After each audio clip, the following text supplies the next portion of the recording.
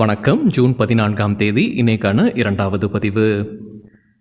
பங்குச்சந்தையில் நடந்த சில விஷயங்களை விரைவாக பார்க்கலாம். முக்கியமான தகவல், நான் செபி ரெஜிஸ்டர்ட் அட்வைசர் கிடையாது. நம்ம சேனல்ல இருந்து எப்போதுமே ஸ்டாக் ரெக்கமெண்டேஷன்ஸ் கிடையாது. யூடியூப் சேனல் மட்டும் இல்லைங்க, மற்ற சோஷியல் மீடியா பிளாட்ஃபார்மான இன்ஸ்டாகிராம், வாட்ஸ்அப், டெலிகிராம்ல இருந்து கூட நம்ம ஸ்டாக் ரெக்கமெண்டேஷன்ஸ் வழங்குவதில்லை. மேலும் பணத்தை வாங்கிட்டு எந்த சேவையும் வழங்குவது இல்லை. பல போலியான குரூப் இயங்கிட்டு இருக்கு. தயவு செய்து ஜாகிரதையாக இருங்க.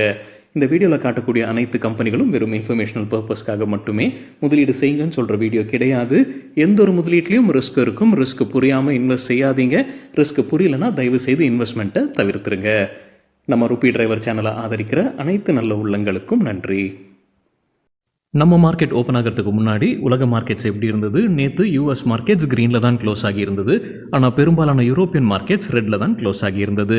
அதே போல் இன்றைக்கி நம்ம மார்க்கெட் ஓப்பன் ஆகிறதுக்கு முன்னாடி ஏஷியன் மார்க்கெட்ஸ் எப்படி இருக்குன்னு பார்க்கும்போது பெரும்பாலும் ரெட்டில் தான் ட்ரேட் ஆகிட்டு இருந்தது. குறிப்பாக கிஃப்ட் நிஃப்டி ஃப்ளாட்டாக ட்ரேட் ஆகிட்டு இருந்தது.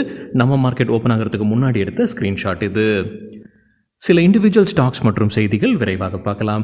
நேற்று ஜூன் 13ஆம் தேதி ஹை ஃப்ரீக்வன்சி ட்ரேடிங்கில் இருந்த சில ஸ்டாக்ஸ் அனைத்துமே சுகர் ஸ்டாக்ஸாக இருந்திருக்கு. Andhra sugar, Dhampur sugar mills மற்றும் துவாரிகே சுகர். தகவல் கிடைத்தது மணி கண்ட்ரோல்ல இருந்து. இன்னைக்கு காலையில் வீடியோவில் இல்லை நேற்று வீடியோவில் நம்ம செய்தி பார்த்துருந்தாங்க. சுகர் ஸ்டாக்ஸும் நல்லா பர்ஃபார்ம் பண்ணியிருந்திருக்கிறாங்க. மினிமம் சப்போர்ட் ப்ரைஸை அரசு உயர்த்துவாங்க அப்படின்ற எதிர்பார்ப்பு இருக்குன்ற செய்தியும் நம்ம பார்த்துருந்தோம்.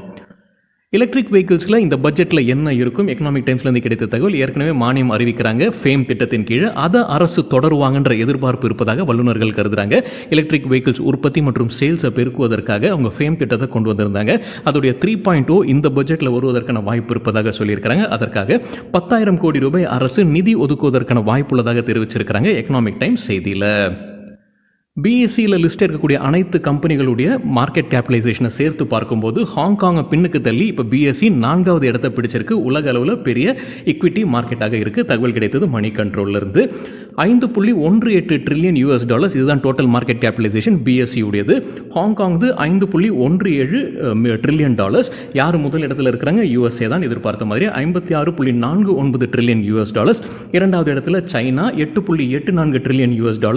மூன்றாவது இடத்துல ஜப்பான் $6.30 ட்ரில்லியன். எல்ஐசி குறித்து மணி கண்ட்ரோல்லேருந்து கிடைச்சிருக்கிற ஒரு தகவல், அவங்க ஹெல்த் இன்சூரன்ஸ் செக்மெண்ட்டில் நுழைவதற்கான ஒரு திட்டம் இருக்குது. அதற்காக வேறு கம்பெனி அவங்க டேக் ஓவர் பண்ணுறதுக்கான வாய்ப்பு இருப்பதாக சொல்லியிருக்கிறாங்க மணி கண்ட்ரோல் செய்தியில். Tata group Chinese smart phone கம்பெனியான விவோவுடைய இந்தியன் யூனிட்டை வாங்குவதற்கு பேச்சுவார்த்தையில் இருப்பதாக மணி கண்ட்ரோலில் சொல்லியிருக்கிறாங்க. அரசு புது விதிகளை கொண்டு வந்திருக்கிறாங்க போல தெரியுதுங்க. இந்த சைனீஸ் கம்பெனிகள் உள்ளூரில் ஒரு டொமஸ்டிக் பார்ட்னர் இருக்க வேண்டும்னு. அதோடைய பாகமாகத்தான் இப்போ டாடா குரூப் பேச்சுவார்த்தையில் இருப்பதாகவும் அவங்க டேக் ஓவர் பண்ணுறதுல ஆர்வமாக இருப்பதாகவும் சொல்லியிருக்கிறாங்க மணி கண்ட்ரோல் செய்தியில்.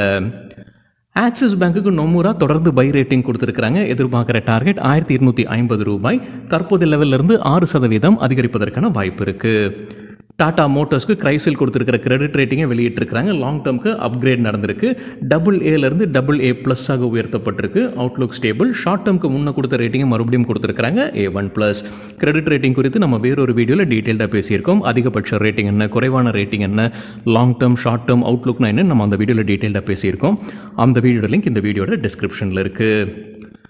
லூபின் கம்பெனி தற்போது அப்டேட் இருக்கு. நாக்பூர் ஆலையில் United States Food and Drug Administration ஆய்வு நடத்தியிருந்திருக்கிறாங்க. ஜூன் 10ஆம் தேதியிலிருந்து ஜூன் 13ஆம் தேதி வரைக்கும் வெற்றிகரமாக முடிஞ்சிருக்கு. எந்த அப்சர்வேஷன்ஸும் கொடுக்காம ஃபார்ம் 483 வழங்கியுள்ளதாக தெரிவிச்சிருக்கிறாங்க லூபின்.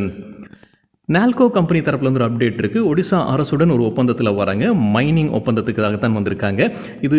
இதில் ஆண்டிற்கு எவ்வளவு உற்பத்தி திறன் இருக்குது? 3.5 மில்லியன் டன் ஆனுவல் ப்ரொடக்ஷன் கெப்பாசிட்டின்ற அப்டேட் கொடுத்துருக்காங்க நால்கோ. அம்புஜா சிமெண்ட் குறித்து காலையில் வீடியோவில் நம்ம செய்தி பார்த்துருந்தோங்க. அதானி குரூப் கம்பெனி அவங்க பென்னா சிமெண்ட்ஸை டேக் ஓவர் பண்ணுறாங்க. அதனால் அவங்களுடைய மார்க்கெட் ஷேர் அதிகரிக்குது இந்தியாவிலும் மற்றும் தென்னிந்தியாவில்ன்ற செய்தி நம்ம பார்த்துருந்தோம். அதோடைய ரியாக்ஷன் இன்றைக்கி இன்ட்ராடேயில் 4% அதிகரித்திருந்தது அம்புஜா சிமெண்ட்ஸ். அம்புஜா சிமெண்ட்ஸ்க்கு Morgan Stanley equal weight rating கொடுத்துருக்காங்க. எதிர்பார்க்குற target 665.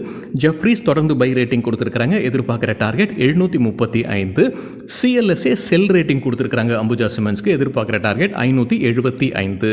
MK global financial buy rating கொடுத்துருக்காங்க. எதிர்பார்க்குற டார்கெட் $700. கண்டெய்னர் கார்பரேஷனுக்கு Motilal Oswal financial services buy rating கொடுத்துருக்காங்க. எதிர்பார்க்குற டார்கெட் 1200. கொடுத்துருக்கிற கால அளவு அடுத்த 2-3 வாரங்கள். லெமன் ட்ரீ ஹோட்டல்ஸ் 68 அறைகளை கொண்ட புது ஹோட்டலை திறக்க இருக்கிறாங்க ராஜஸ்தானில். அதோடைய ஃபேஸ் 1 திறந்திருக்கிறாங்க. 34 அறைகள். அடுத்த 34 அறைகள் ஃபேஸ் 2 அது பின்னர் திறக்கப்படும்ன்ற அப்டேட் கொடுத்துருக்காங்க லெமன் ட்ரீ ஹோட்டல்ஸ். இப்போ ராஜஸ்தானில் இது 9வது ப்ராப்பர்ட்டின்ற அப்டேட்டும் வெளியிட்டிருக்கிறாங்க லெமன் ட்ரீ ஹோட்டல்ஸ். ஹிந்துஸ்தான் ஏரோநாட்டிக்ஸ்க்கு ஜெஃப்ரீஸ் பை ரேட்டிங் கொடுத்திருக்கிறாங்க. எதிர்பார்க்குற டார்கெட் 5725 ரூபாய், 12% அதிகரிப்பதற்கான வாய்ப்புள்ளது. பூர்வாங்கரா தரப்பு வந்து அப்டேட் இருக்கு. கம்பெனி ஃபண்ட் ரைசிங் பண்ண போறாங்க. குவாலிஃபைட் இன்ஸ்டிடியூஷனல் பிளேஸ்மெண்ட் வழியாக 1000 கோடி ரூபாய் வரைக்கும் ஃபண்ட் ரைசிங் பண்ண போறதாக அப்டேட் வெளியிட்டிருக்கிறாங்க. ஆதித்யா பிர்லா கேபிட்டலுக்கு ஐசிஐசிஐ செக்யூரிட்டிஸ் பை ரெக்கமெண்டேஷன் கொடுத்திருக்கிறாங்க. எதிர்பார்க்குற டார்கெட் 270 ரூபாய். பிரஸ்டீஜ் எஸ்டேட்ஸ் குறித்து மணி கண்ட்ரோல்லேருந்து கிடைத்த தகவல் ஆல் டைம் ஹையை எட்டியிருக்கு. கம்பெனியுடைய ஷேர் பிரைஸ். சிஎல்எஸ்ஏ தொடர்ந்து பை ரேட்டிங் கொடுத்துருக்காங்க. பிரஸ்டீஜ் எஸ்டேட்ஸ்க்கு எதிர்பார்க்குற டார்கெட் 2320. தற்போதைய லெவலிருந்து 16% அதிகரிப்பதற்கான வாய்ப்பு இருக்குது. மற்றொரு அப்டேட் மணி கண்ட்ரோல் என்ன சொல்லியிருக்காங்கன்னா, கம்பெனியுடைய ஐபிஓ வருவதற்கான வாய்ப்பு இருக்குது. அவங்களுடைய ஹாஸ்பிட்டாலிட்டி பிஸ்னஸை ஐபிஓ வழியாக லிஸ்ட் செய்வதற்கான வாய்ப்பு இருக்குது. 2000 3000 கோடி ரூபாய் வரைக்கும் பிரஸ்டீஜ் எஸ்டேட்ஸ் ஃபண்ட் ரைசிங் பண்ணுவதற்கான வாய்ப்பு இருக்குது இந்த ஐபிஓ வழியாகன்னு சொல்லியிருக்கிறாங்க மணி கண்ட்ரோல் செய்தியில்.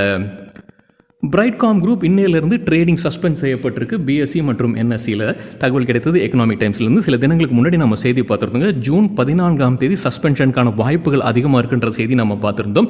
ஏன்னா அவங்களுடைய கடந்த 2 குவார்ட்டர்ஸுடைய ரிசல்ட் அவங்க வெளியிடலை. அதனால் அது வெளியிடாதனால அவங்களுக்கு டைம் கொடுத்துருந்தாங்க. ஜூன் 14 வரைக்கும் அவங்க வெளியிடலைன்னா சஸ்பென்ஷன் இருக்கும் அப்படின்ற செய்தி நம்ம முன்னே பார்த்துருந்தோம். அது மாதிரி இன்னையிலிருந்து சஸ்பெண்ட் ஆகியிருப்பதாக எக்கனாமிக் டைம்ஸில் சொல்லியிருக்கிறாங்க. ஆனால் ஜூன் 11 செப்டம்பர் குவார்ட்டருக்கான ரிசல்ட்டை வெளியிட்டிருந்திருக்காங்க கம்பெனி. ஆனால் டிசம்பர் குவார்ட்டருக்கான ரிசல்ட் எப்போ வரும்ன்ற அப்டேட் கூட கம்பெனி வெளியிடல. சரி, இந்த சஸ்பென்ஷனுக்கு பிறகு இப்போ என்ன நடக்கும்? 15 நாட்களுக்கு இந்த சஸ்பென்ஷன் இருக்கும். அதுக்கப்புறம் Z கேட்டகரியில் உள்ள கொண்டு வராங்க. ட்ரேட் ஃபார் ட்ரேட் பேசிஸ்னு வந்தாலே இன்ட்ராடே பண்ண முடியாது. டெலிவரிக்கு, அதாவது முழு பணத்தை கட்டி டெலிவரிக்கு எடுக்க வேண்டும். அன்னைக்கே விற்பனை செய்ய முடியாது. இன்ட்ராடே கிடையாது. அப்புறம் எப்போ ட்ரேட் பண்ண முடியும்னா அடுத்த 6 மாதத்திற்கு வாரத்தில் ஒரு நாள் மட்டுமே இது ட்ரேடிங், அதாவது விற்பனைக்கும் வாங்குவதற்கும் முடியும். அது எப்போ நடக்கும்னா வாரத்துடைய முதல் நாளில் மட்டும்தான் பண்ண முடியுன்ற அப்டேட்டும் கொடுத்துருக்காங்க எக்கனாமிக் டைம்ஸ் செய்தியில். வோடஃபோன் ஐடியா இன்றைக்கி இன்ட்ராடியில் 2% அதிகரிச்சிருக்கு. காலையில் வீடியோவில் நம்ம செய்தி பார்த்துருந்தோம். கம்பெனி ஃபண்ட் ரைசிங் பண்ணுறாங்க. 2 பேருக்கு வந்து அவங்க ஷேர்ஸை ப்ரிஃபரன்ஷியல் பேசிஸில் ஷேர்ஸை ஒதுக்கி ஃபண்ட் ரைசிங் பண்ணுறாங்க. யார் அந்த 2 நிறுவனங்கள்? Nokia Solutions and Networks India Private Limited, Ericsson India Private Limited. இந்த செய்தி நம்ம முன்னே பார்த்துருந்தோம்.